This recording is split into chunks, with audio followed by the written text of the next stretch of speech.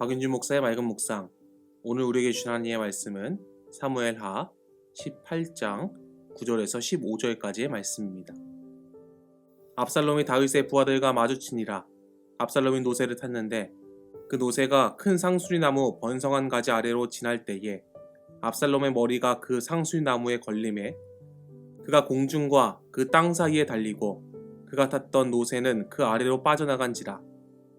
한 사람이 보고 요압에게 알려 이르되 내가 보니 압살롬이 상수리나무에 달렸더이다 하니 요압이 그 알린 사람에게 이르되 내가 보고 어찌하여 당장에 쳐서 땅에 떨어뜨리지 아니하였느냐. 내가 내게 은 10개와 띠 하나를 주었으리라 하는지라. 그 사람이 요압에게 대답하되 내가 내 손으로 은 1000개를 받는다 할지라도 나는 왕의 아들에게 손을 대지 아니하겠나이다. 우리가 들었거니와 왕이 당신과 아비새와 이때에게 명령하여 이르시기를 삼가 누구든지 젊은 압살롬을 해하지 말라 하셨나이다. 아무 일도 왕 앞에는 숨길 수 없나니 내가 만일 거역하여 그의 생명을 해하였더라면 당신도 나를 대적하였으리이다 하니 요압이 이르되 너는 나와 같이 지체할 수 없다 하고 손에 작은 창 셋을 가지고 가서 상수리나무 가운데서 아직 살아있는 압살롬의 심장을 찌르니 요압의 무기를 든 청년 10명이 압살롬을 애워싸고 쳐 죽이니라. 오늘 우리에게 주시는 하나님의 말씀입니다. 저는 오늘 압살롬의 교만함이란 제목으로 함께 은혜를 나누고자 합니다. 하나님은 모든 사람에게 공평하게 달란트를 주셨습니다. 여기서 우리가 기억해야 될 것이 평등과 공평은 다른 것입니다. 평등은 똑같이 나눠주는 것이지만 공평은 그 사람에게 맞는 것을 주는 것이 공평인 것입니다. 공평하신 하나님께서는 각자에게 맞는 달란트를 주셨는데 그것을 하나님의 영광을 위해 사용하지 않으므로 결국 교만함이 되어 실패한 인물들이 성경에는 많이 등장합니다. 그 대표적인 인물을 오늘 본문인 사무엘하 18장에서 찾아볼 수 있습니다. 그 주인공은 우리가 잘 아는 압살롬입니다. 압살롬은 다윗의 세 번째 아들입니다. 성경은 그에 대해 이렇게 말씀합니다.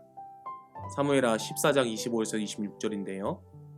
온 이스라엘 가운데서 압살롬같이 아름다움으로 크게 칭찬받은 자가 없었으니 그는 발바닥부터 정수리까지 흠이 없음이라.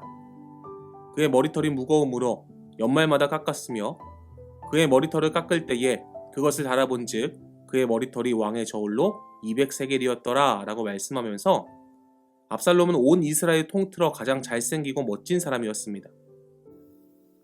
그리고 그의 외모 가운데 가장 눈에 띄는 것은 그의 머리털이었습니다.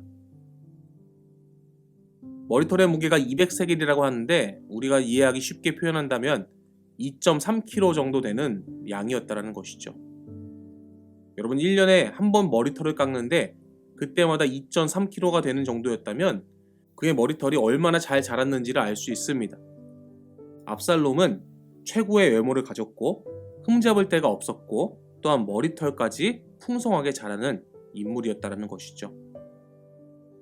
왜 머리털이 많았다라고 성경은 기록한 것일까요?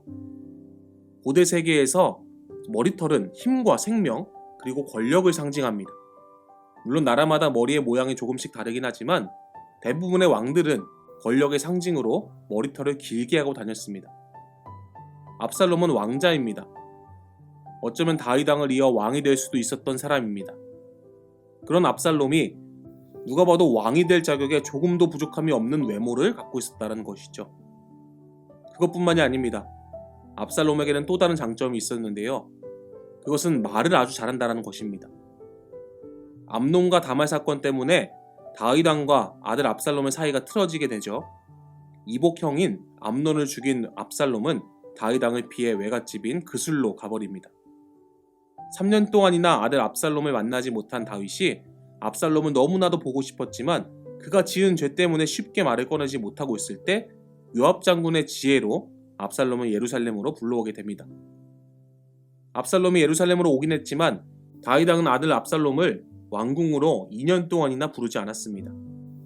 그러자 압살롬은 아버지가 자신을 너무나도 미워한다라고 생각하고 반역을 일으키기로 마음을 먹습니다.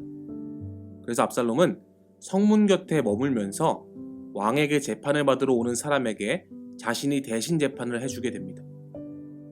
압살롬이 지혜롭게 재판을 잘하고 말을 잘하자 백성들은 압살롬이야말로 우리의 왕이 될 자격이 충분한 사람이다라고 생각하였습니다. 성경은 그런 압살롬의 모습에 대해서 이렇게 증언합니다. 사무엘하 15장 6절에요. 이스라엘 무리 중에 왕께 재판을 청하러 오는 자마다 압살롬의 행함이 이와 같아서 이스라엘 사람의 마음을 압살롬이 훔치니라 라고 말씀합니다. 그는 말로써 사람의 마음을 훔칠 정도로 탁월한 사람이었습니다.